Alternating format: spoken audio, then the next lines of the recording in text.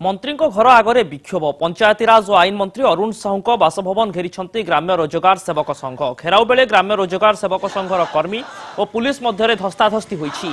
अनेक कर्मी अटक थिबा जणा पड़िछि। स्थायी नियुक्ति सह विभिन्न दाबी नहीं मंत्री अरुण साहू बासभवन घेरी निखिल ग्राम्य रोजगार सेवक संघर कर्मी। एपरिक मंत्री बासभवन आगे शोई रही धारणा देथिले किंतु मंत्री बाहर को बाहरी नथिले। परे पुलिस आसी जबरदस्त सेमानंकु घोड़ाइबाकू चेष्टा करिथिला। शेषरे बाध्य होई किछि कर्मी को गिरफ्त करिछि पुलिस। जीआरएस मानंकु स्थायी नियुक्ति दाबी करी गत फेब्रुआरी मासरे जीआरएस माने राज्यव्यापी आंदोलन डाकरा दैथिले।